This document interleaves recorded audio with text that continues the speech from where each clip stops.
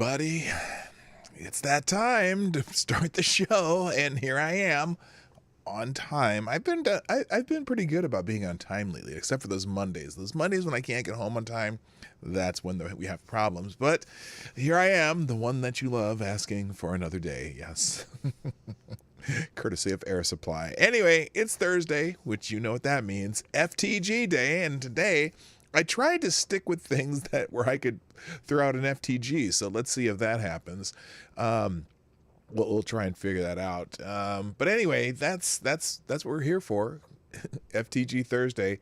Welcome to the Morning Night Live. Play the intro.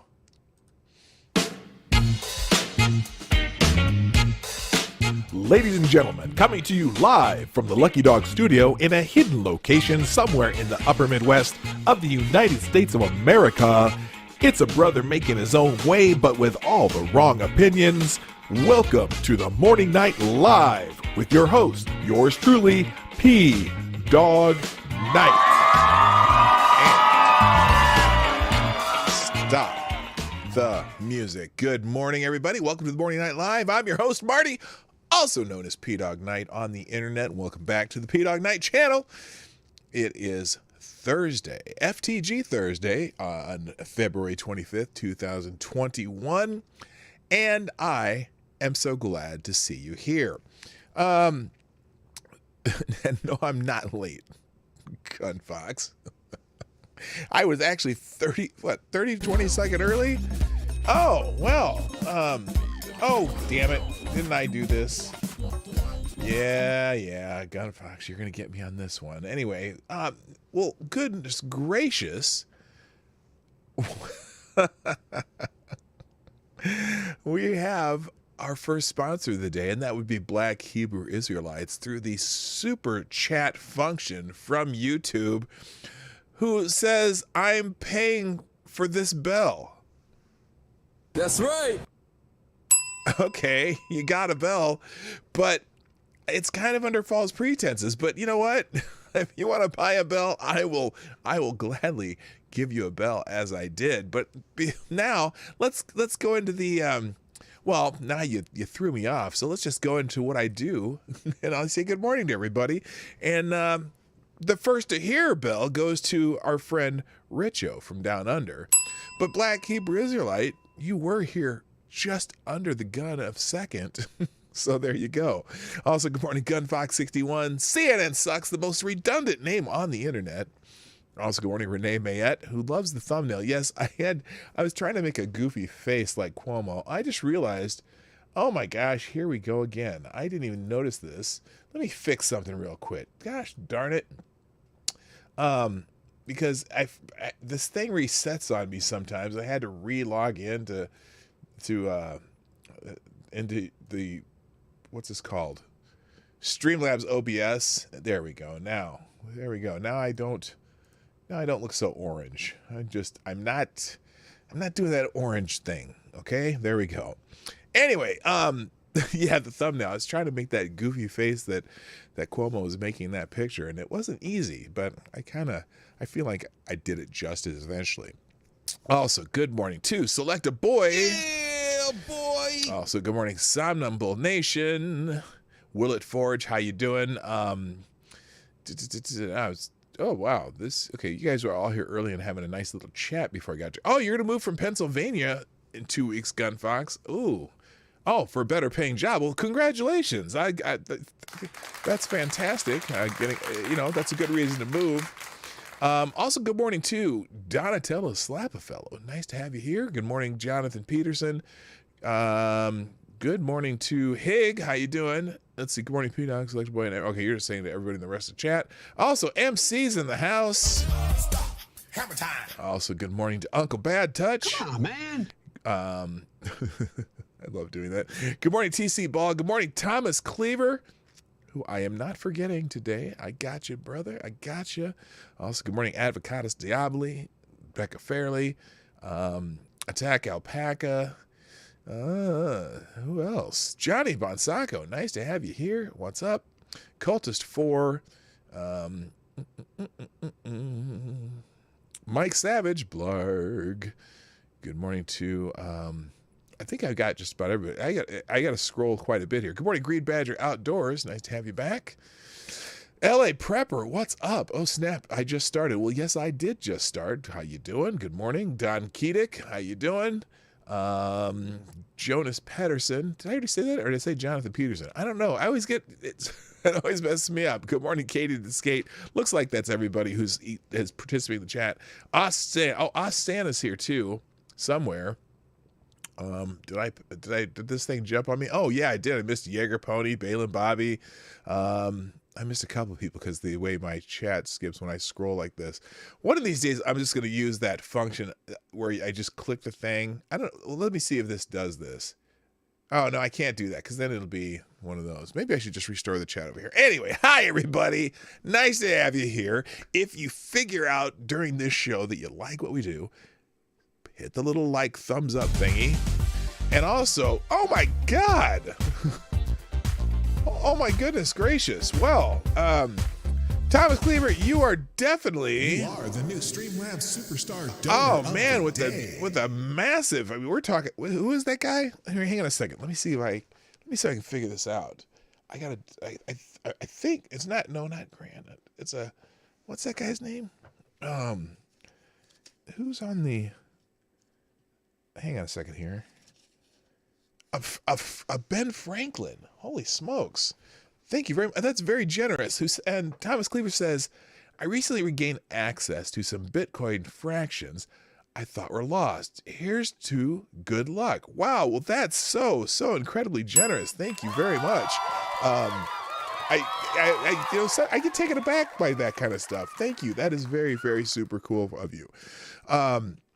So, all right. Now I'm really distracted. Let's PM your way. Okay.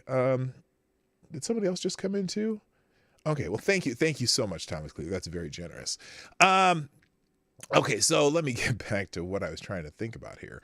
It is FTG Thursday. I basically pulled articles just for the FTG factors. Cause every once in a while you just gotta have that FTG, right? Good morning. Oh, Justin Anderson. How you doing? Nice to see you jumping in.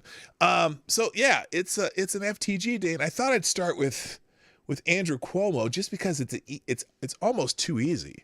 And here's the thing.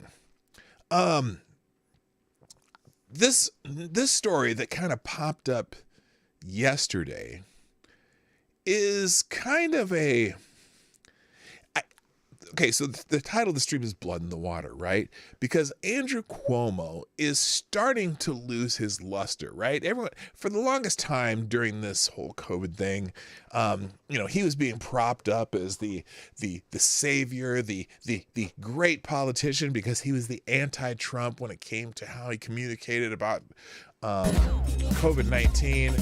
And it was always just like, I was tired of hearing about it. Right? Because to be honest, everyone knew that he put those COVID patients in those nursing homes and where people were dying, whatever, and they're hiding the numbers. Thank you, Kyle, by the way, and another sponsor of the show today, who says, hello, Chad people and PDawg. Well, hello, Kyle, to you, and also to Rai Deos and Gosef Gitlin.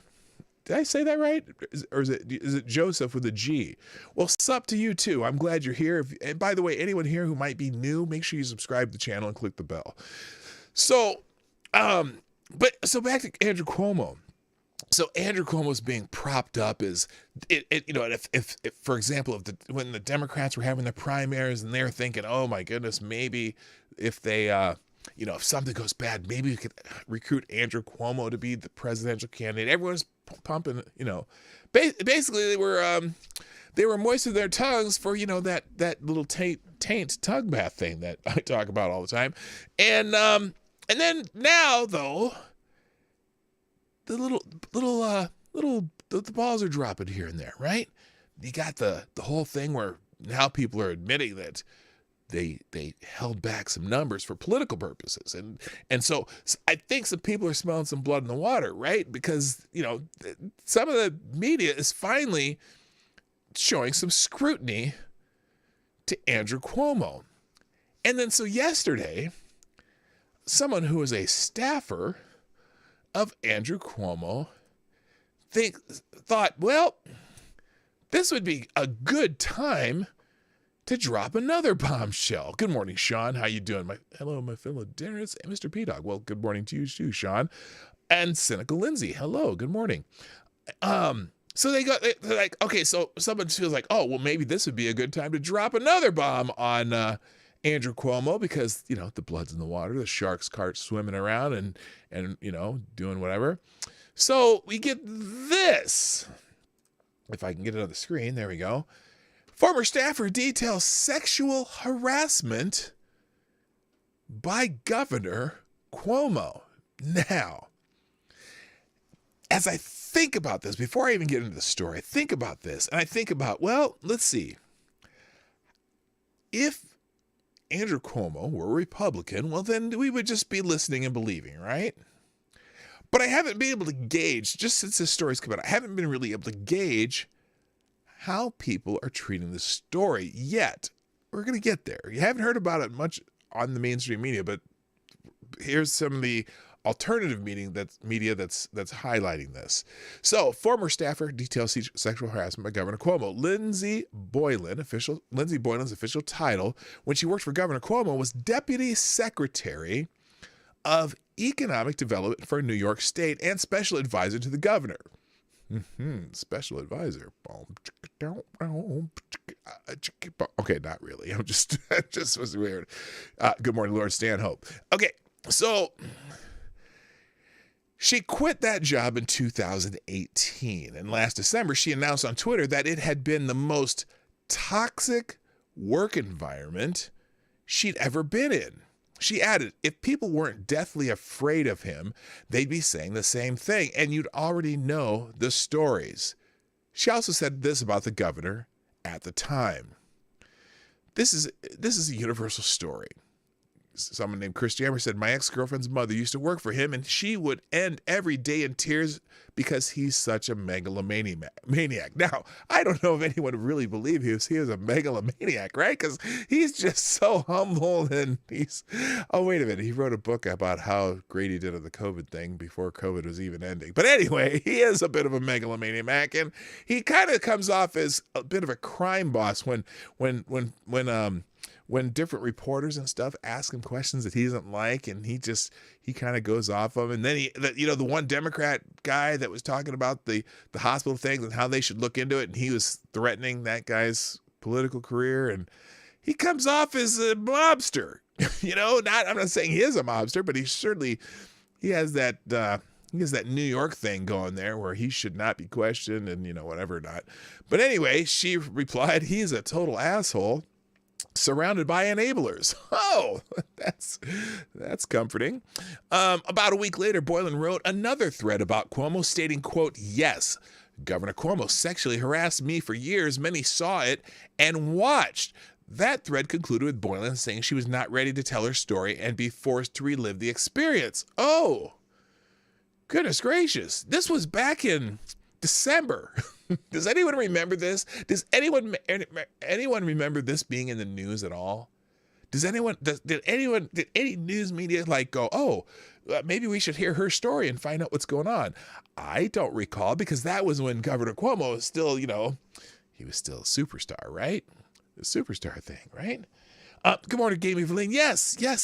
New York thing, like the mob. Exactly. That's what I'm saying. So, and she continues, my worst fear.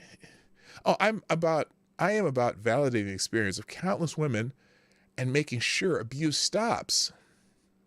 Wow. To be clear, I have no interest in talking to journalists. Oh, she didn't want to talk to journalists back then either. Okay, there you go. And then she says, my worst fear is this continues. And as somebody, FA something Twigs, said yesterday, my second worst fear is having to talk about and relive this. Well, Governor Cuomo in December was still being put on quite the pedestal, right? Good morning, Avocado Stiali and Smarty Bears. Nice to see you back. Great to see you back. Okay. So sometime between now and then, Boylan changed her mind. Today, she published a piece in Medium. You know what Medium is, that online kind of journalistic journaling, blogging, something platform. I'm on Medium. I haven't written any articles, but anyway. describing years of harassment by Cuomo in detail. The piece opens with a description of a flight on the governor's jet, and this is from the piece. Quote, "Let's play strip poker. I should have been shocked by the governor's crude comment, but I wasn't. We were flying from an October 2017 event in Western New York on his taxpayer-funded jet. He was seated facing me, so close our knees almost touched. His press aide was to my right and a state trooper behind us." Quote, "That's exactly what I was thinking," I responded sarcastically and awkwardly. I tried to play it cool, but in that moment, I realized just how acquiescent I had become. Boylan goes on to explain that her tweets in December had been prompted by talking to another former staffer who had a similar experience with Cuomo. At the time, his name was being mentioned as a possible Biden administration attorney general, and Boylan decided she couldn't let that man who had harassed her and other women become the top law enforcement officer in the country. Her story with Cuomo began when she took a job with the state in 2015. In January of 2016, that led to a meeting with the governor at an event. She was surprised by how much attention he paid to her soon after she was informed that the governor had a, quote, crush, end quote, on her. She got a message in December 2016 from the woman who ran the governor's office. It said that she reminded the governor of a former girlfriend. He said, "Look up Lisa Shields. You could be sisters, except you're the better looking sister." Huh. Isn't he married? I don't know. I don't even know. Anyway, Boylan saved the text message and included a screenshot of it in the story. She said after this message, the governor sometimes called her Lisa in front of work colleagues. Huh. She kept receipts. In 2018, Boylan was promoted. She initially turned down the job because it would involve working more closely with the governor. She accepted after being allowed to continue working on a separate floor, but not long after the promotion, she says the governor kissed her while she was in his office for a private briefing. Quote, "The governor's pervasive harassment extended beyond just me. He made unflattering comments about the weight of female colleagues. He ridiculed them about their romantic relationships and significant others. He said the reasons that men get women were money and power." He's an obnoxious New Yorker. That's what he is. "I tried to excuse his behavior. I told myself it's only words, but that changed after a one-on-one briefing with the governor to update him on economic and infrastructure projects. We were in his New York City office on 3rd Avenue. As I got up to leave and walked toward the open door, he stepped in front of me and kissed me on the lips. I was in shock, but kept walking. In September of 2018, she quit." Now, it's fascinating because, by the way, I do have in the tabs today, after the show, you can, her Medium story is in the entire Medium post is in the story. It's going to be fascinating to see what news organizations start to pick up on this, because she talked about this in December and didn't want to talk to anybody, but now she's making it public. Maybe it's just because now he's having a few other problems, and it'll be interesting. Also, it's interesting to see is Governor Cuomo, because I think the election for the governor comes up in 2022, and it'll be interesting to see if this damages him enough to not either run, or if it damages, or if he runs, if he gets primaried. New York teeters on the brink of electing moderate Republicans as their governor. It's not unheard of to have a Republican governor in the state of New York. It's challenging because New York City dominates the state and it's a very Democratic area, but they've had, Republican governors, very moderate ones, obviously, but whatever. So it'd be interesting to see how they do. It'll be interesting to see how this affects him between the killing of grandmas, which, there is an impeachment effort right now. Nothing like California, but there's rumblings of people talking about impeaching the governor of New York. By the way, can we get a hearty FTG for Governor Cuomo. I mean, I don't even think that needs to be said, but FTG Andrew Cuomo. Oh, I put Andrew. Huh. How about Andrew? There we go. It would definitely need an FTG for Andrew Cuomo. Anyway, Boylan says that after her tweets last December, 2 other women who had similar experiences contacted her. Both were too afraid to speak because he's a bully. He's such. It's funny because everything. Oh, real quick. Thank you, Black Hebrew Israelites, sponsoring the show again. Meg, that sure sounds like grab him by the pussy. I didn't even say P word. I'll say pussy. Because, That's right. Yeah, it sure does sound like grab him by the pussy, except he literally did violate her space. Now, good morning, Moonbase Radio. How you doing? Yeah, and Hassan. Okay. So anyway, by the way, thank you, Black Hebrew Israelite, for the sponsorship of the show today. Our sponsors are you, and I will refer to you as sponsors from now on. Anyway, yeah, he actually did. I mean, allegedly. Anyway, both were afraid to speak up. The sexual harassment angle of this is different, but the fear of crossing the governor matches with what happened to Assemblyman Ron Kim. He spoke up about the verbal harassment he received and said many others had experienced the same thing.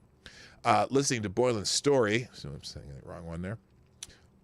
Listening to Boylan's story, it doesn't seem possible that this is a one-time thing. Her experiences of Cuomo weren't unique. They were part of a culture that surrounded him. There were plenty of other people who knew what he was doing, including the women on his staff. There are probably a lot more stories out there waiting to be told. Maybe the media could take a break from praising Cuomo's handling of the pandemic, which wasn't very good, and instead try to get some of the other victims of his abuse and harassment to go on record. Now, the big question is, that's where I'm at though. Is anyone in the media gonna pick this up? Now, so let's do this.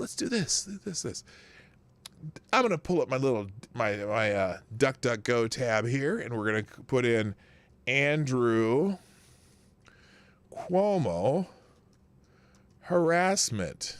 Okay, looks like there's it filled in. Let's see here. Okay, Yahoo News did pick it up. It's now, here's what I want to do though. Let's pick the most. Who's the most? Because obviously there's a New York Post article, Fox News, The Hill, which is can be fairly neutral. With stuff like this, they will report it, but how they report it is hard to tell. New York Times has an article. Let's go CBS News. Let's go CBS News. Just generally, they are not as bad as NBC, but they're still kind of they're corporate media drivel. Let's try this. All right. Let's this fit here though, real quick. All right, here we go. Let's see how they word the article, because I got a feeling it's going to be very gently worded. Andrew Cuomo accused of sexual harassment by former top aide. Okay, that's a good start for CBS News. What the hell's going on there? Why is there a big? Oh, I see what's happening. There we go. Okay, a former top aide of New York Governor Andrew Cuomo has accused him of intimidation and sexual harassment, expanding on allegations she first made in December. In an essay posted in Medium on Wednesday, the former staffer accused the governor of going out of his way to touch her lower back, arms, and legs, and kissing her during a one-on-one meeting.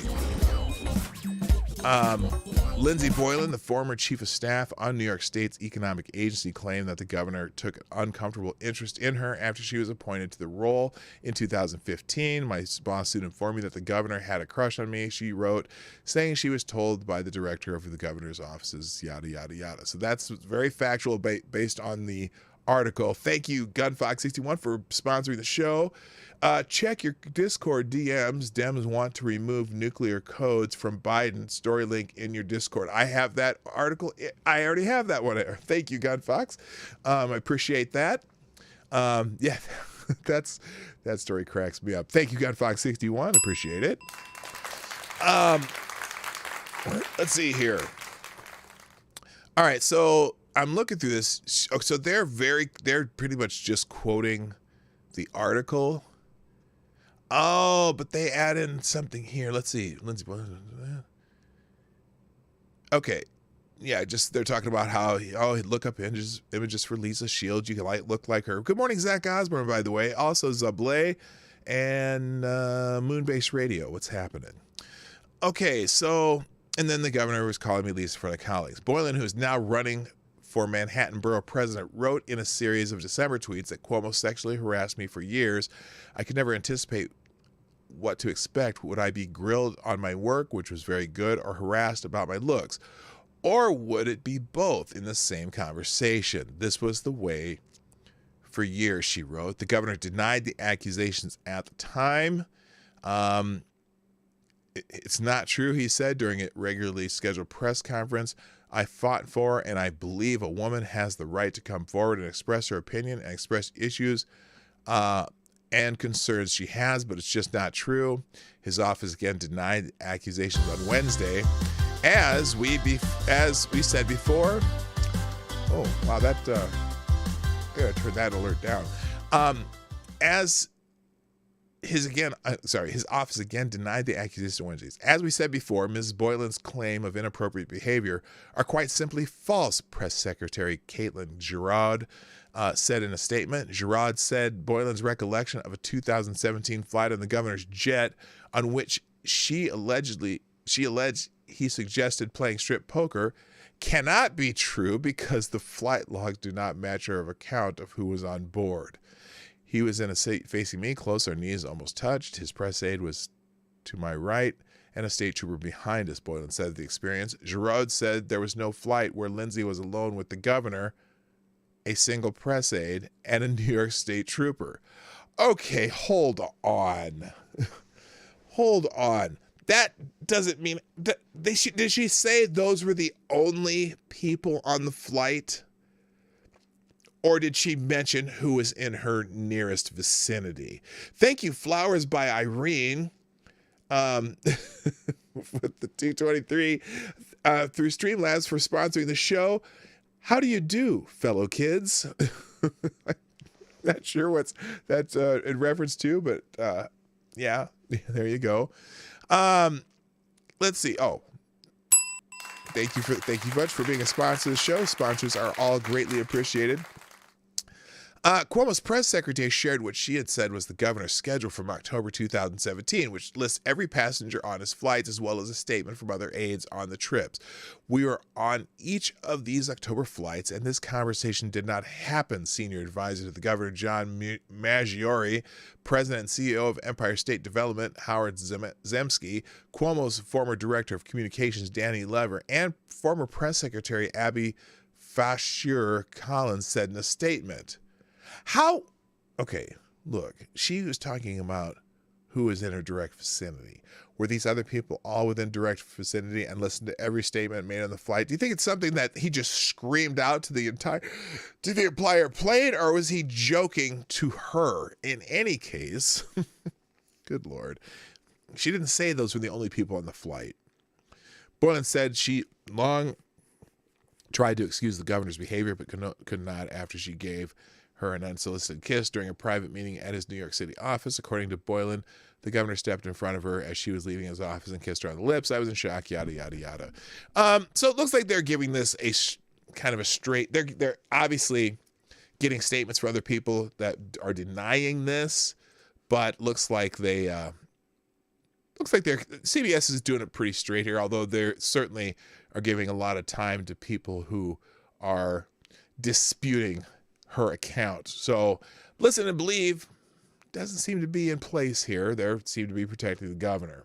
But in any case, FTG Andrew Cuomo, because he's an asshole. Good morning, Bastard Beast. Welcome to the show. By the way, I do have my cup of reparations in hand, and it is quite good today. It's just, just saying. All right, let's move on because we got a lot of FTGs to get to today. Let's see. That's Cuomo. Let's get here. Speaking of governors who seem to be facing blood in the water, we also have California Governor Gavin Newsom, everyone's favorite about to be impeached governor. By the way, that signature count, they needed 1.5 million signatures to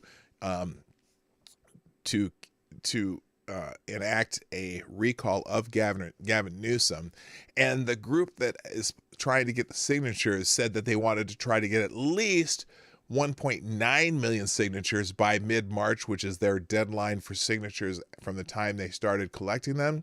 Well, they have just over, I think it's 1.7 million or 17, or what is it? 1,750,000 signatures right now. So they're well onto their goal because, as we know, they're going to signature match the petition signals. They're going to make sure that they're authentic. They're actual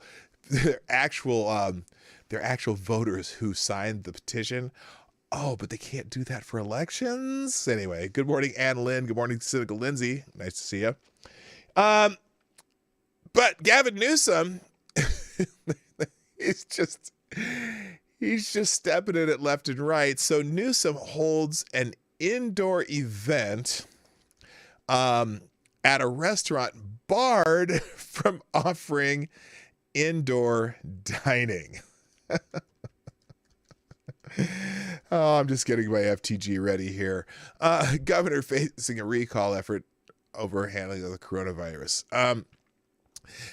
California Governor Gavin Newsom held an indoor bill signing ceremony at a restaurant that is unable to offer food. Unable to offer indoor dining under the Democratic governor's coronavirus restrictions. Newsom signed a $7.6 billion relief package Tuesday at Solomon's Deli, a Sacramento-based eatery located just steps from the state capitol.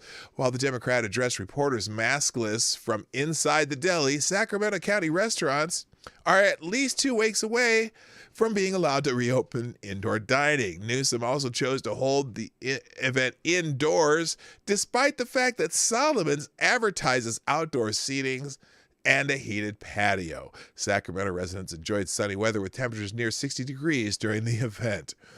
This is not the first time Newsom has sidestepped his own pandemic restrictions in recent months. The Democrat in November attended a lobbyist-filled birthday party at the posh French Laundry restaurant in Napa Valley.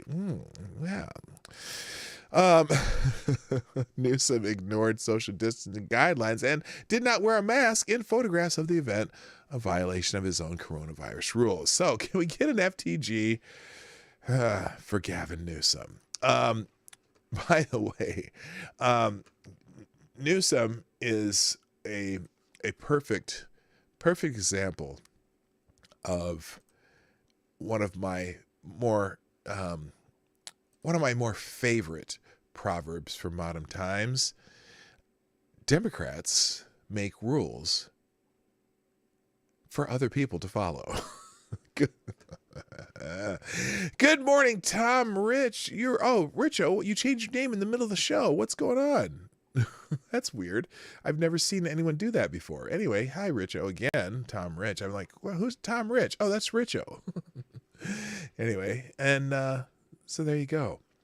All right, so FTG Gavin Newsom. Let's get back into the next story. Like I said, this is I realize that I haven't been real diligent on making the FTG Thursday all about the FTG. So today's FTG Thursday is all about the FTGs. So Hunter Biden's in the news because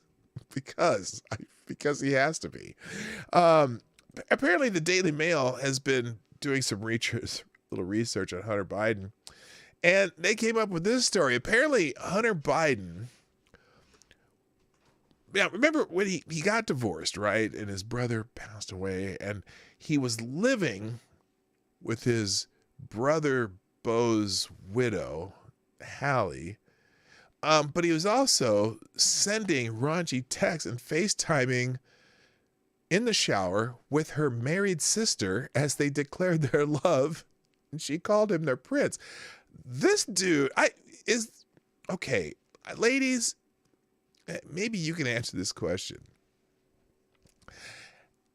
Is there something about Hunter Biden that intrigues you? I don't know. I'm just trying to figure this out. Hunter Biden had a controversial affair with his brother Beau's grieving widow Hallie while exchanging raunchy texts, partying, and even renting a house with her sister, according to the Daily Mail. DailyMail.com, it can exclusively reveal. Hallie Biden's older sister, Elizabeth Secundi, who was recently separated from her husband out 15 years, referred to Hunter as her prince and told him she loved him in a series of text messages back in 2016. I'm curious. Is this guy, is there something about this guy? Anybody? I just don't get it. Anyway, I'm going to continue. The pair's relationship was revealed in files and emails recovered from Hunter Biden's laptop, the contents of which became public last year after it was abandoned at a Delaware computer shop. So apparently they've been continuing to research the things that have shown up in that laptop, which I find funny. While Hunter has promised to reveal details of his personal life and struggles with alcohol and drugs in the upcoming memoir, Beautiful Things, it is unclear whether Hunter has included details of his relationship with Secundi, the embattled father of 5. He has 5 kids, now 51. He looks pretty good for 51, I gotta tell you. Split with his first wife, Kathleen, in 2015. When his brother Beau died of brain cancer that year, he became close to his grieving sister-in-law. He and Hallie became a couple in 2016, according to an interview Hunter gave to The New Yorker 2 years ago. The unconventional relationship was first acknowledged publicly in March 2017, with Joe Biden issuing a statement giving his blessing to Hunter and Hallie, who is 46. But the emails and text from Hunter's abandoned laptop logged on spreadsheets and reviewed by the DailyMail.com reveal his romantic relationship with his sister-in-law was even more complicated and scandalous. A text message exchange recovered from the laptop hard drive revealed a sexual conversation between Hunter and Secundi, who is Hallie's sister, from September 2016. At the time, he would have been dating Hallie. Hunter offered to teach Secundi how to masturbate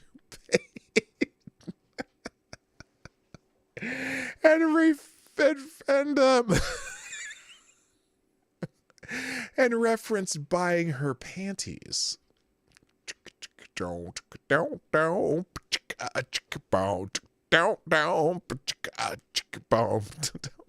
God, this guy. Secundi, now 49, also referred to Hunter as her prince and told him she loved him in the text. Oh, good God. Good Lord. That's his first wife. And then this is Haley over here, and this is Haley's sister, and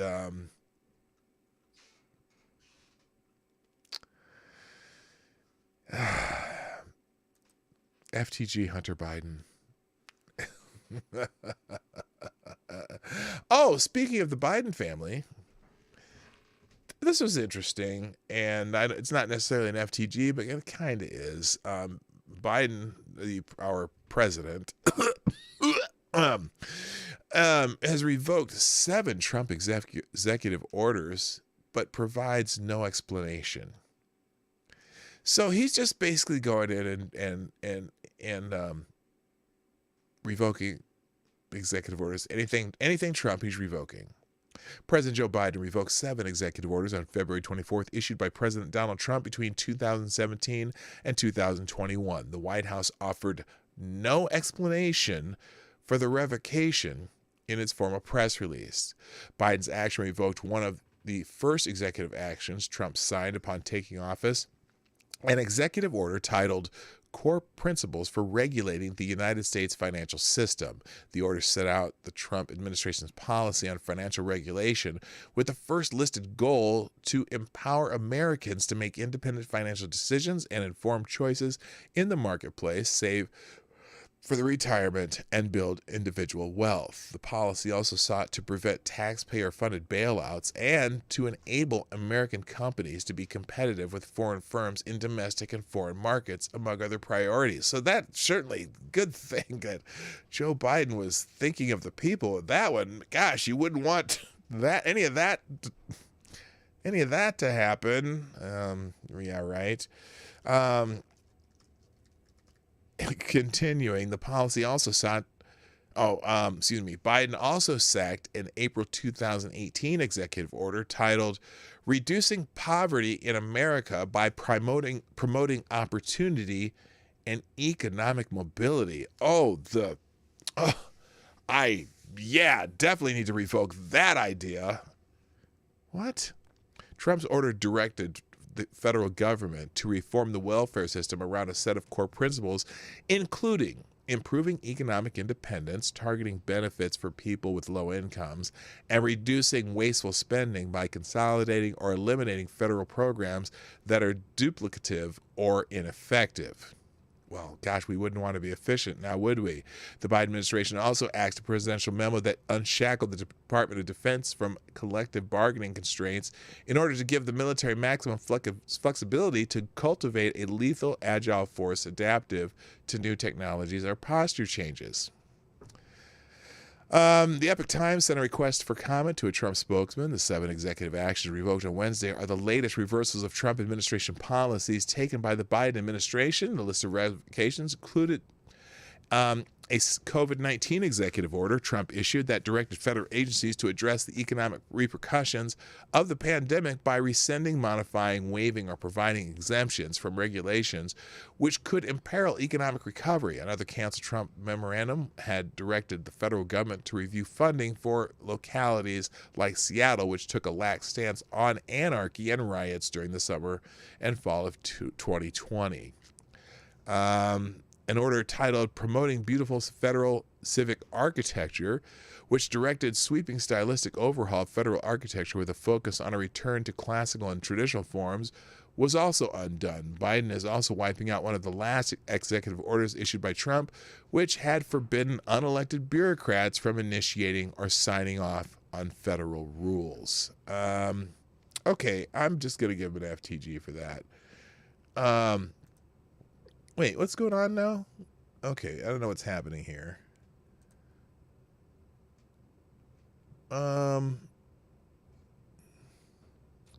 What's happening in the chat here?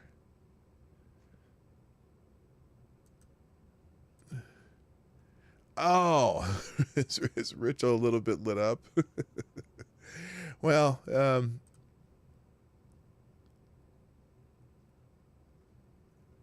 okay, I don't know what's going on, but let's be nice in the chat, okay? All right. Anyway, everyone has a right to listen to whatever stream they want to listen to. Wait, what's going on?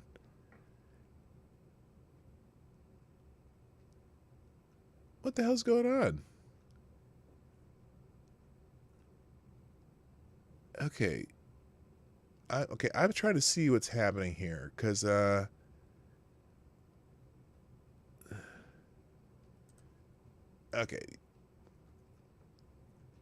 I'm not really sure what's going on. Rachel, what's the deal here?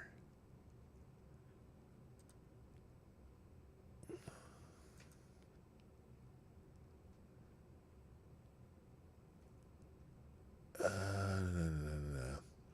All right. Well, whatever it is, I'm going to trust that you guys are doing what you're doing here. So, Richard, chill out a little bit. I don't know if you have a few right now, but and I'm not sure what's going on, but I just, let's be nice to each other in the chat, okay? All right, let's move on. Black Lives Matter.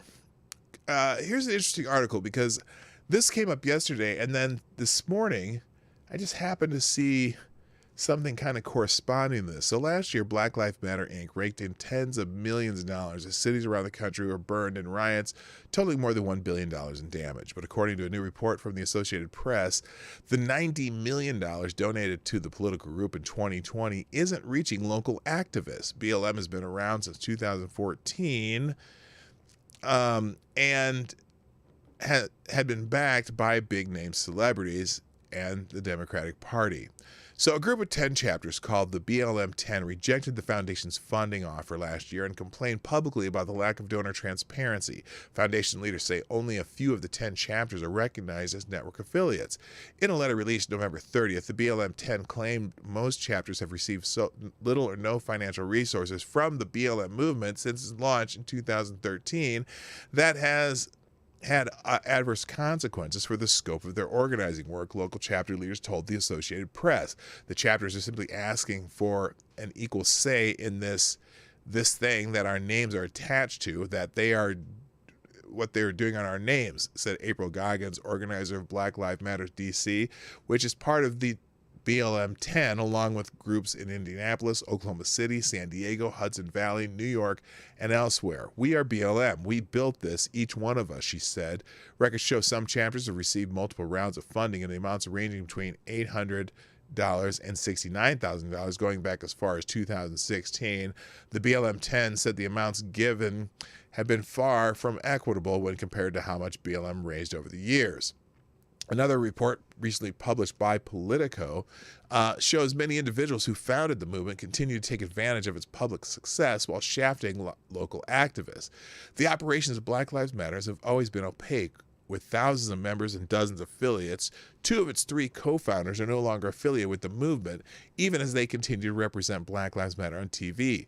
Local Black Lives Matter activists say national leaders cutting them off from funding and decision-making, leaving them broke and taking the movement in a direction with which they fundamentally disagree.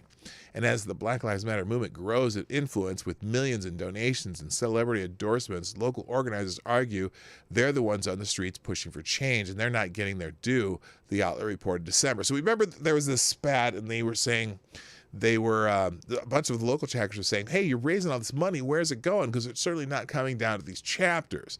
And over the last, I think since 2013, Black Lives Matter has raised, it was almost $1 billion just last year, but it's been about almost $10 billion since 2013. So where did the money go, and how is it being used now? It's hard to tell. Leaders at the BLM Foundation admit they have not been clear about its finances and governance over the years, but now the foundation is more open about such matters. It says the fiscal sponsor currently managing its money requires spending to be approved by a collective action fund, which is a board made up of representatives from official BLM chapters, according to the AP. So this is, I've seen this in a couple different places. And so today, I think it's right here,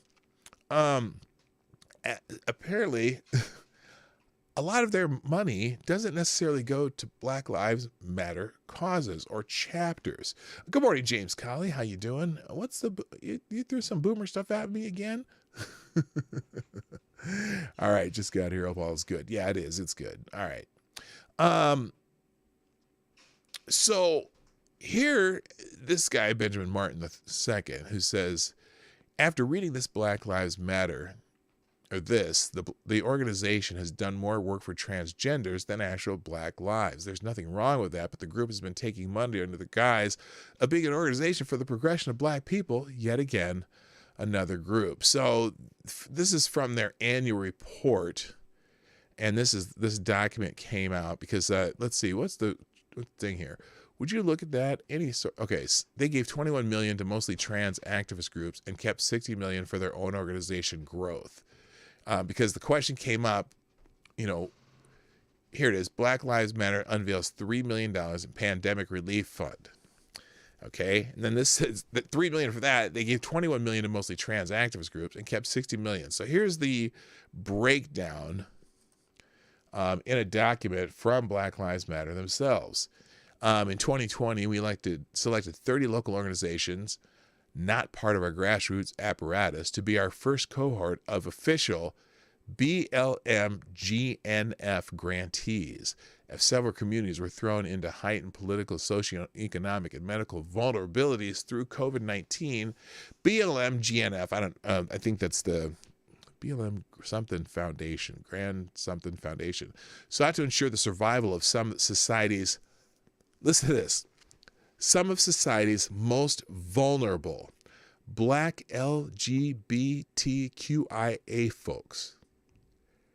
Of 30 organizations selected, 23 of them are led by Black LGBTQIA folks and or directly serve these communities in places like Chicago, New York, New Jersey, D.C., and Alabama.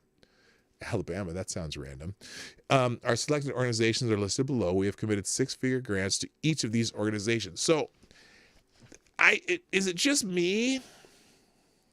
Is it just me, or I thought Black Lives Matter was a group about police brutality, and now I don't care. Good morning, Jesse Leon, by the way, and Scotty Dubs, and of course, yes, a lot of it goes to the DNC because they raise their money through Act Blue. But so they got these the Oak Project, TGI Justice Project, Take Birmingham, Trans United, Audre Lorde, Trans Justice, Breakout, Black Trans Circle.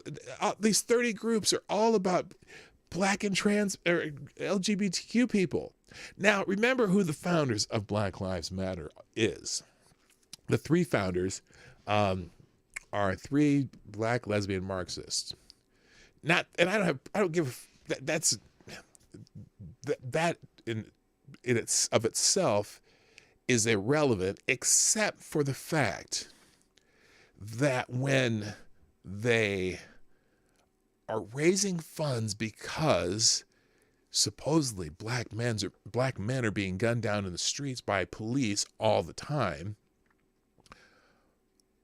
why are they spending all their money on Black LGBTQIA organizations and not their own Black Lives Matter chapters? So here they continue. The BLM GNF also remains firmly committed to our grassroots network. After all, our movement was born at this level. We have committed funding to the following chapters, some of which have officially been onboarded during our earlier point of transition, no pun intended, and others who we remain aligned with in our ultimate goal of Black liberation, but are no longer holding in our official network. So then they list these 13, or let's see, 3, 6, 9, 10 chapters, okay, 10 cities. But remember, the grants for these chapters in the other article said they range from $69 to, or no, was it $800 to $69,000. All the groups up here, these ones in blue, the trans groups, 30 organizations, it said right here that all of these organizations they've committed 6-figure grants to all of these organizations, but the dollar amounts for their chapters amounted to $800 to $69,000. The total amount that's been committed to the 30 local organizations and BLM chapters is approximately $21.7 million. That is $21.7 million that will go toward the sustenance of Black communities and Black movement building towards creating a world in which Black Lives Matter. Just to put that in context, foundations typically grant between 5 and 8% of their assets and disbursements. In 2020, BLM GNF committed 23% of its total assets and charitable giving, or in disbursements and charitable giving. That is almost 3 times the industry norm. Well, I don't know that most organizations bring in almost $1 billion in 1 year. So I'm pretty sure it's probably easier to give a lot more money out if you're bringing in almost $1 billion in 1 year. But I digress. But that means after expenses and grant disbursements, we are left with an approximate balance of $60 million. Now, I don't know why it's only $60 million. Did I get that wrong? Oh, maybe it's, let's see. Did this only show, what is this? I thought they got almost $1 billion. It was like $900 million this year. Why do they only have $60 billion left? They're going from a figure of $90 million or $99 million. Well, maybe I've got the numbers wrong, but still. But they have a $60 billion balance. Returning to fiscal sustainability is important that an organization not end its year at a balance of $0. Few foundations will disperse more than 8% of their total assets. For BLM GNF, we have committed 23% of for them to have committed 23% of its assets is groundbreaking. Really, are they not paying any salaries? I don't know. Anyway, so there's a big fight over where's the money? Show me the money. Show me the money. Anyway, speaking of money,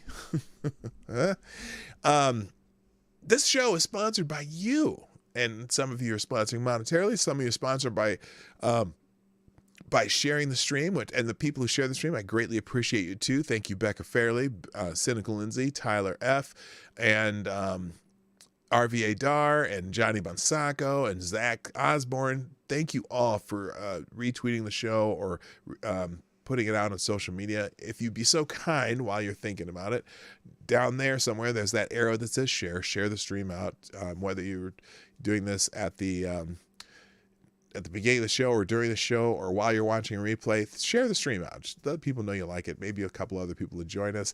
And then also, if you want to sponsor the show in a monetary way, you can do that during the show through Streamlabs or through YouTube SuperChats, which the information shows up. The Streamlabs information shows up in the chat once in a while, and then you know how to do YouTube SuperChats, or you can do Venmo or Cashapp. I don't know if anyone's done that. I probably should check those sometime. But thank you for everyone who's able to sponsor the show, who's able to share the show, or just come in and join the chat and have a fun time, or watch on the replay and leave a comment, or if you're just lurking in the background because you're at work or something. Hey, I am just happy that you're here. Maddie, how you doing? Were you here earlier, or did you just get here? Did I already say hello, or did you must have just got here? Well, hello, Maddie. Nice to see you. And also, looks like, let's see who else showed up. Oh, Your Ridiculous Lunatic is here. How you doing? Nice to see you. All right, let's continue because we have more FTGs to do. Someone mentioned Bill Gates. I could have sworn I saw Bill Gates. But, we can get an FTG for BLM, though. Because who knows where the money's going. She's so fine, there's no telling where the money went. Although none of those ladies are fine. Anyway, Bill and Melinda Gates. Speaking of charitable organizations, speaking of organizations that do good for the community, Bill and Melinda Gates, there's an interesting thing about them going on in the news right now. If I can get this thing to fit on the page. Hang on a second before I open it up. There we go. Well, thank you, Select a Boy, sponsoring the show. Yeah, boy. Thank you so much. Just a super chat with no message, but you know what? Thank you for sponsoring the show, my friend. I really greatly appreciate that. Every little bit helps. Again, thank you so much. All right, Bill and Melinda Gates Foundation apparently is the only named donor to an organization which claims that objective mathematics and the claim that some answer. Oh, wait. Okay, that headline doesn't make sense. But which claims that objective mathematics and the claim that some answers are right and wrong, and others are wrong. Oh, I get it. Let me read the sentence correctly. The Bill and Melinda Gates Foundation is the only named donor to an organization which claims that objective mathematics and the claim that some answers are right and others are wrong is racist. That's racist! These left-wing idiots, one a gold-digging, dick-riding nobody, and the other being a college dropout whose only skill is buying buggy operating systems and failing to fix it for 50 fucking years, are apparently experts in everything and are telling schools to teach your children that math is racist. That's racist! Good morning, Data Wasteland and Legit Low Talker. Nice to see you here. And check your logic. all the people coming in later, that's fine. Bill and Melinda Gates Foundation is bankrolling a group of activists who believe math is racist. A group of fringe educators have compiled a 6-part toolkit offering an integrated approach to developing an anti-racist math practice viewed through a social justice lens. Just a bell for the buzzword. It shides the concept of mathematics being purely objective and as unequivocally false. It argues focusing on the right answer to math equations is an example of white supremacy. It's hard to read this with a straight face. I'm just getting my FTG ready here. The toolkit, called A Pathway to Equitable Math Instruction, is meant to help educators in grades 6 through 8. If your child's educator subscribe to any of the beliefs in these texts, you should pull them out of the school immediately. You gotta. I'm gonna click that. I just gotta click that. But anyway, I can't quote it all. But here's just a bit more. A quick way to dismantle the white supremacist culture, according to the text, is to eliminate order in the classroom. The text argues requiring students to raise their hands before speaking can reinforce paternalism and power hoarding, in addition to breaking the process of thinking, learning, and communicating. Instead, it recommends that you teach math via storytelling circles, incorporating dance, music, song, call and response, and other cultural ways of communicating. Bill Gates claims that simple math is subjective, according to race.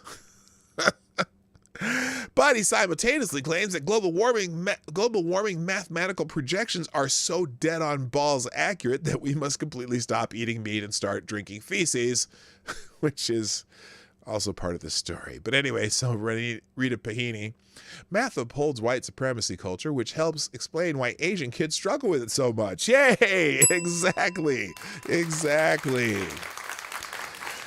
Oh my gosh. Oh, what? Let's see this. Let's look at this. Let's see if this is going to pop up or not. I want to see the graphic here. Here's one of the graphics from this thing. This is crazy. White supremacy culture shows up in math classrooms when the focus is on getting the right answer. Okay. I can't. The concept of mathematics is being purely objective is unequivocally false, and teaching it is even much less so. Upholding the idea that there are always right and wrong answers perpetuate objectivity as well as a fear of open conflict. Okay, choose problems that have complex, competing, or multiple answers. Why? No. Okay, come up with at least 2 answers that might solve this problem. Challenge standardized test questions by getting the right answer, but justify other answers by unpacking the assumptions that are made in the problem. What are strategies we can use to engage with this problem? Using a set of data, analyze it in multiple ways. Okay, if you want to have problems that have multiple answers, write a problem that has multiple answers based on different variables, but there's still going to be a right answer. It's math. Oh my God. Hello, Infamous One and Jaded Emerald. How you doing? Holy shit. Let's go back to here. Hush. Oh. So he says, hush, that's why racists now specify they want jobs for BIPOC people, Black and Indigenous people of color, specifically to exclude Asians. Yeah, they don't want Asians in this mix because that kind of screws up their whole thing. And you know what? When they say it's white supremacy, I think math is Asian supremacy, okay? Let's get the correct race in there because Asians are not white. Oh, wait, what? What? Now we're calling Asians white? Okay, never mind. Anyway, it's why they also now routinely refer to Asians as, and I'm not kidding with this, white adjacent. Bill and Melinda Gates are experts in the proud Lincoln Project alum Tom Nichols' sense of the word experts. They are experts in nothing. Well, Bill Gates can be said to be an expert in very inexpert computer programming, but act as if they're experts in everything. That's another screen grab. We already got this screen grab, but Gates recently sat down with Vanderbilt Fortune that was a verbal slip. Vanderbilt Fortune heir Anderson Cooper to discuss the sacrifices, quote, we can make to forestall global warming.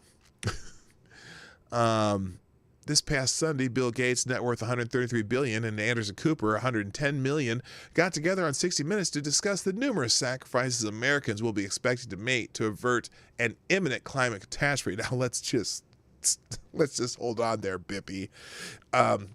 Obviously, that Americans will have to make, not Bill Gates and Anderson Cooper, because they won't have to make any sacrifices whatsoever. Anyway, Gates has also decided that the West, and not the poorer areas of the world, must stop eating meat entirely and may only eat laboratory-grown synthetic fake Frankenmeat. Why do I think that Gates and Anderson Cooper will have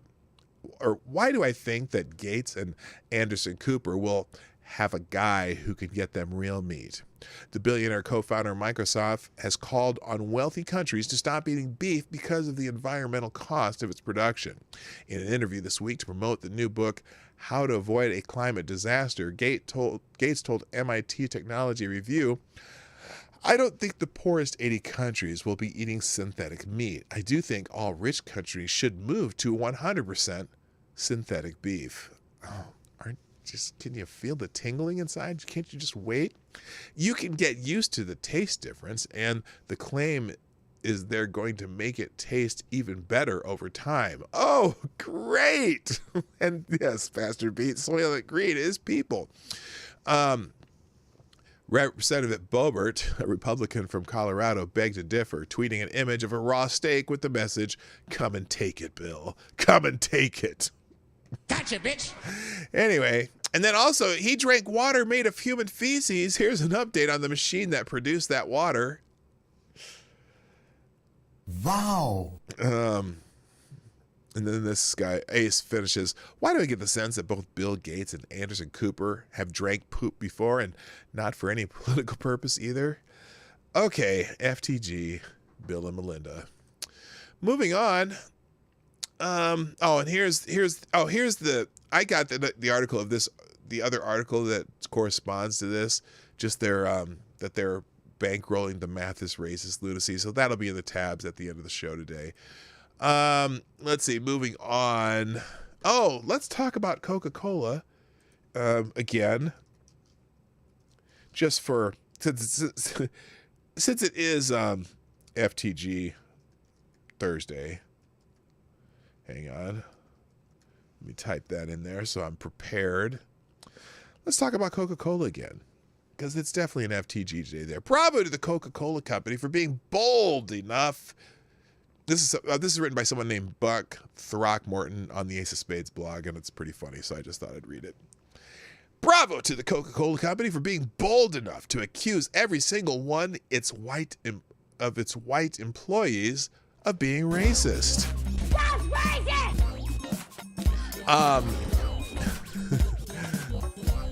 Thank you, Select Boy, for sponsoring the show today with a link on the old YouTube Super Chats, who says, I bet that synthetic meat would be expensive as hell, but tastes like rubber and tar. Oh, you are just being very, very generous on the second half of your statement there. I'm pretty sure it'll taste like the wrong part of ass. But thank you so much for sponsoring the show, and I greatly appreciate that. So let's see here. According to training that Coke compelled its employees to take, simply being white at the age of 4 means that you will be racist for life. And best of all, white Coca-Cola employees have been instructed to, quote, try to be less white. Well, we've got, this story actually has a little bit of a follow-up on that.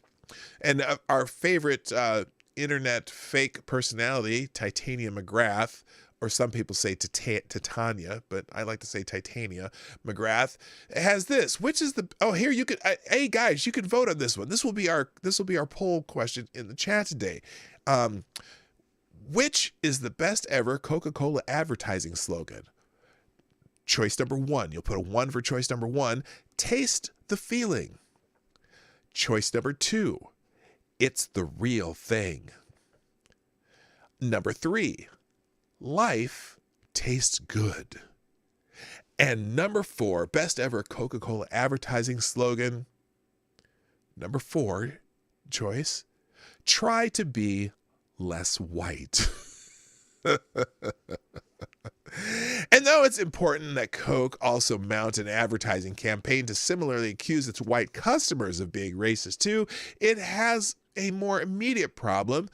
The name Coca-Cola is dripping with racism and white privilege. Just stay with me here.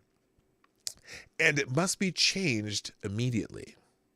So, as much as I applaud Coke's effort to shame its white employees and customers for the hate crime of being born white, every person who opposes racism must boycott Coca-Cola until it changes its name.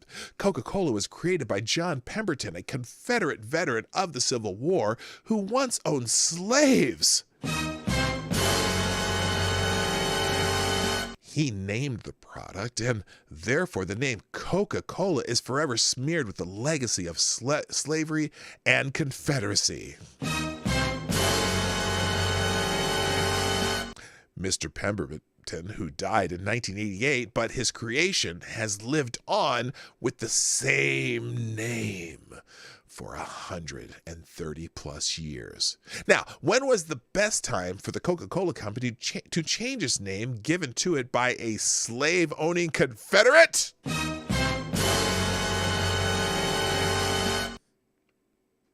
That would have been in 1888. The next best time is now. In the past year, Uncle Ben's and Aunt Jemima have changed their names, and even Sambo's finally broke down and did the same. If Sambo's can become Chad's and the Quaker Oats Company can change the name Aunt Jemima to Pearl's Milling Company, then surely Coca-Cola can find some benign new name like Diversity Cola, right? James Quincy is both the CEO and chairman of the board at the Coca-Cola Company. Every shareholder, heck, every American who hates racism is entitled to ask him why he is hanging on to the company's white supremacist name instead of following the bold leadership of companies like Quaker Oats. And while at it, we need to know what actions Mr. Quincy is taking to be less white. The same goes for every white executive and board member at Coca-Cola. By the way, if you look at the uppermost echelon of executives at the Coca-Cola Company, they are whiter than a Whole Foods in Vermont. Yet they are making others confess their racism. Projection much? So I will be boycotting Coca-Cola products, but I will also buy 1 share of Coca-Cola stock. As an owner, I will demand that Coca-Cola change its racist name and demand that every executive and board member tell me, an owner of the company, what they are personally doing to be less white.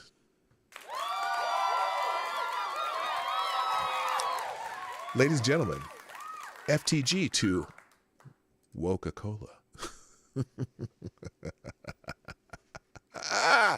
I loved that article. Okay, moving on. Oh, here's this is just the feel-good story of the day.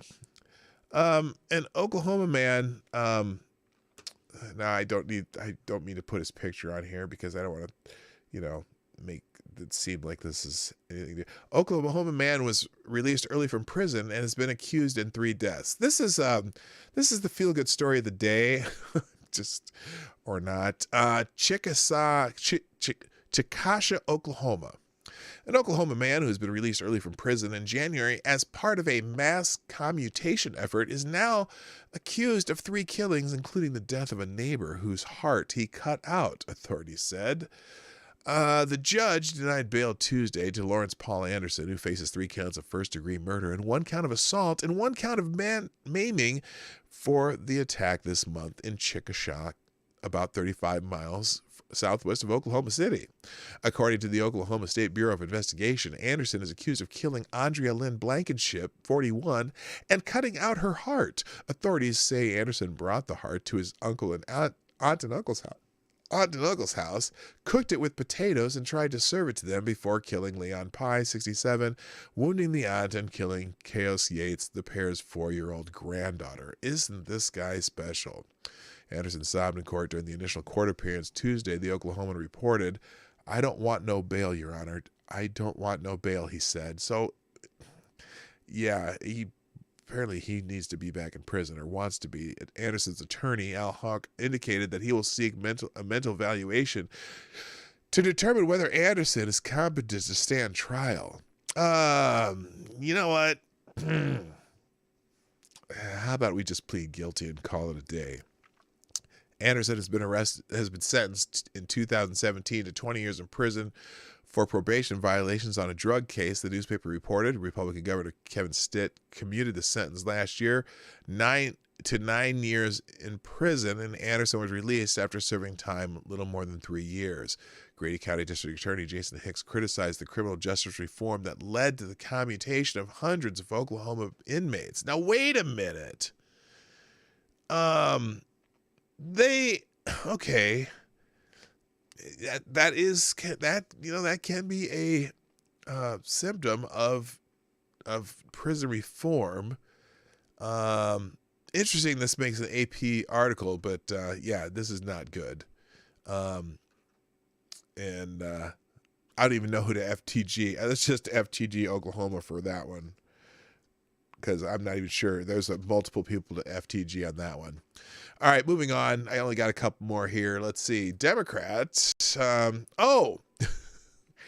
this is what part of what Gunfox was talking about. Now, so dozens of Democratic lawmakers asked Joe Biden to give up the president's sole authority to launch nuclear weapons weeks after Nancy Pelosi warned unhinged Donald Trump could use them. This is a really, really, really weird story. So nearly 36 Democratic lawmakers have signed on to a letter that asked President Joe Biden to give up his sole authority to launch a nuclear strike. Now, why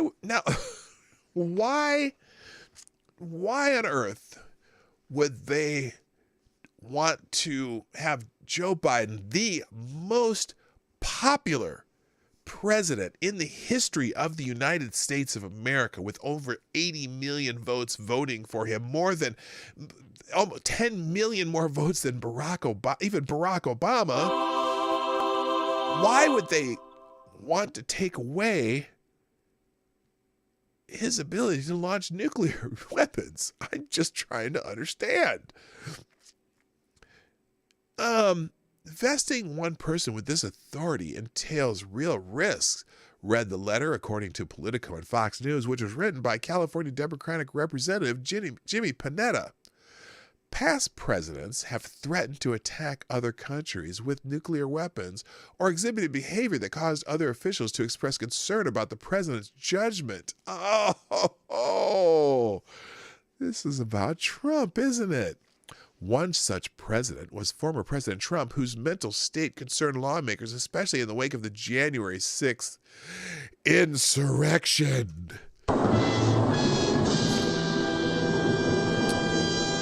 Which happened weeks after Trump refusing to concede he lost the election to Biden.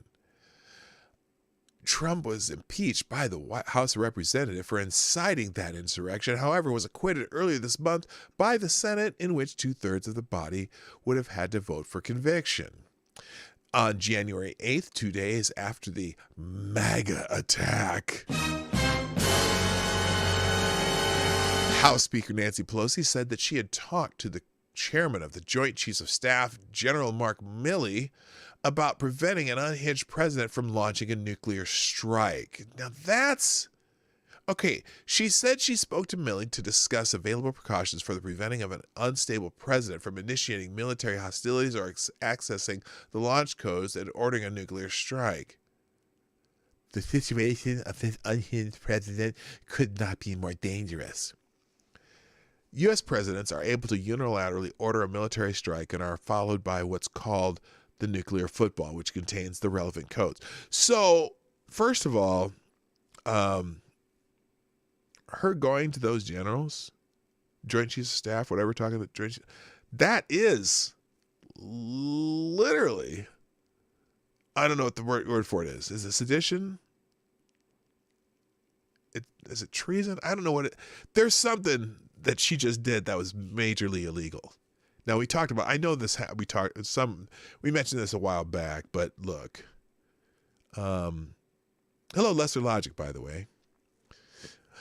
Yeah, this is something that, there's something seriously wrong with what she did there. Anyway, U.S. presidents are able to unilaterally order a military strike and are followed by what's called the nuclear football, which contains relevant code. While any president would presumably consult with advisors before ordering a nuclear attack, there is no requirement to do so. The military is obligated to carry out the order if they assess it is legal under the laws of war. Okay, now then again, there you go. Legal under the laws of war. Which probably means you would have to have declared war to be able to launch that attack, or at least have a very, very, there would have to be a very good reason for the Joint Chiefs to go along with it. I'm just saying. Anyway, the letter offers several alternatives, including that the president obtain permission from other members of the line of succession, such as the vice president and the House Speaker. No.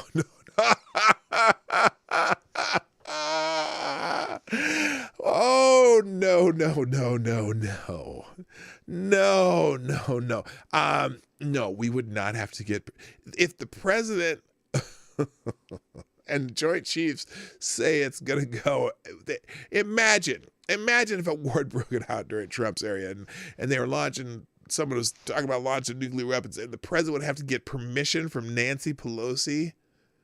Or for that matter, if President Clinton had launched a strike, he would have had to get permission from Newt Gingrich. I'm sorry, that is not, no. Anyway, the letter, let's see, neither of whom can be removed by the president if they disagree. To concur with the launch order, the letter said, the vice president is also accompanied by a nuclear football, which he or she travels. During Trump's impeachment trial, the Democratic managers show footage of then Vice President Mike Pence, trailed by his football, only getting to safety in the nick of time. Okay. Yeah. Anyway, I'm, you know what? Just because she is who she is, FTG, Nancy Pelosi. Just because, right? All right. Okay. Is this whatever this is still going on in the chat? That I'm sensing that there's still something going in the chat. I really like it, just everyone to chill out. I think if I'm correct here, I guess I'll get the message in my Discord.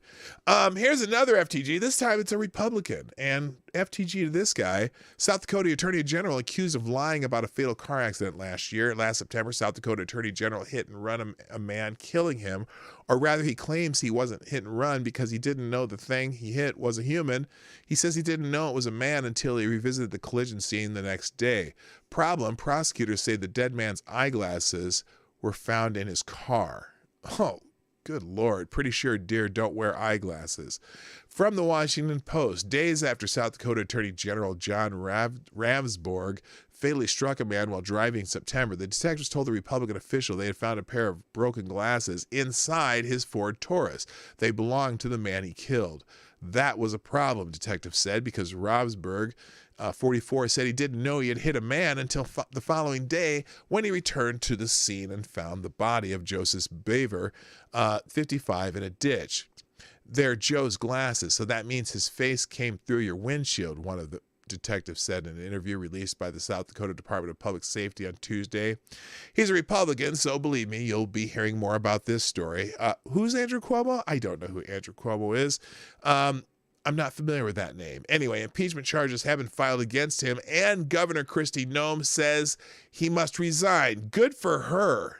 Good for her. What's this guy's name?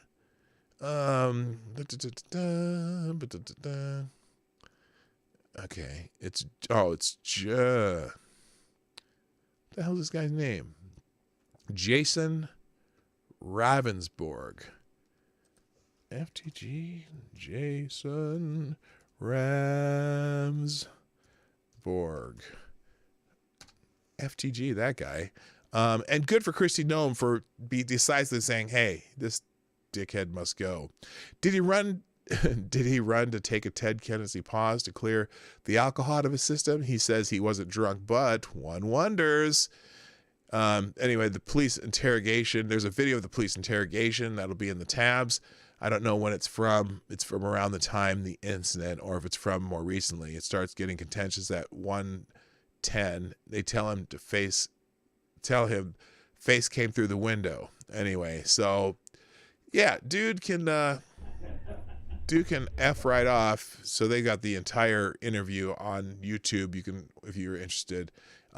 In that article, it tells you the times that happened. So fuck that guy. Anyway, now this is a round robin FTG of people who are elected to our governing body in the United States, and both need to take a time out. So this is Congressman Marie Newman. And she says, our neighbor, Representative MTG, who is, what's her name? Marjorie Taylor Greene, tried to block the Equality Act because she believes prohibiting discrimination against trans Americans is disgusting, immoral, and evil. Now, I don't know Marjorie Taylor Greene's specific reasons for blocking the Equality Act. This is the Equality Act where there are absolutely there are reasons to support it, and there are reasons to not support it. Okay, and because this is the act that allows that at least be more discussion on it, more science on it, although there is some science on it. The one that allows transgender, that it requires that schools allow transgenders to students to participate in sports of their gender that they currently are, whatever being, this, I can't even explain. If they are trans, a trans girl who is physiologically male should be able to compete in girls' sports. Okay, it's that one. I didn't know how to describe it. Anyway, so these two have offices right across the hall from each other. And rather than just having a regular debate within the halls of Congress, they decided that they are going to troll each other. So here is Representative Marie Newman. Here's her little stunt.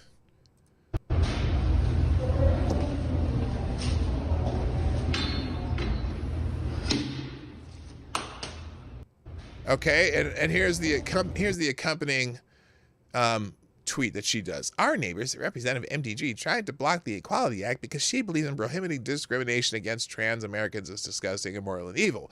Thought we'd put up our transgender flag so she can look at it every time she opens the door.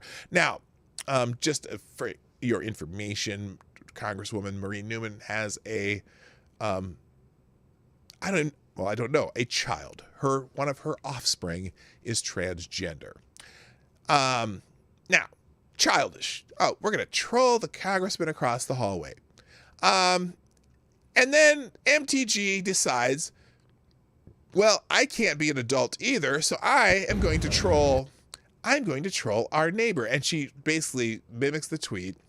Our neighbor, Representative Marie Newman, wants to pass the so-called Equality Act to destroy women's rights and religious freedoms. Thought we'd put up ours so she can look at it every time she opens her office door. And so she makes a video almost exactly like the one before, and here she is.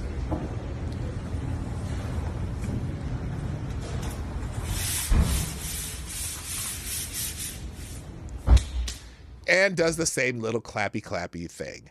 Now, I don't care which side of this issue you're on. I tend to agree with MTG in some ways, although I don't think that trans people should be discriminated against in the general public. Okay, but I do have some lines that I need to have some have some what do you call it? Okay, guys. Okay, Tom, please chill out. You know I love you, brother, but the cap message and getting mad at everybody right now, it might be just time to chill for a little bit. Okay, brother? Please. All right.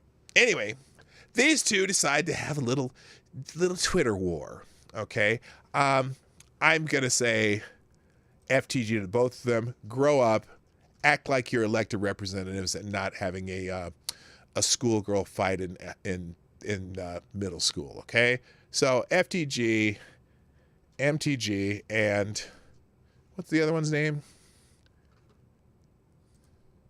I'll just say MN.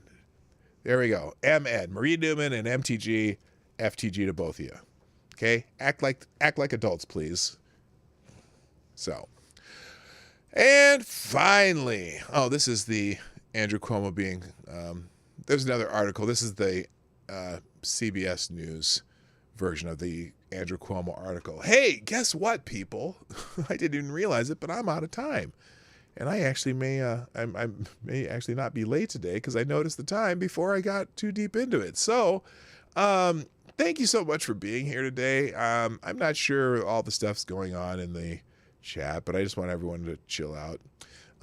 And don't act like MTG and MN or those two. I mean, look, there's no need to troll the people around you. Just grow up and shut the fuck up and go have a debate and have a robust debate in Congress and whatnot and, do your thing. But God, just act like adults. Anyway, ladies and gentlemen, before you do anything else today, if you haven't thought of it, I'd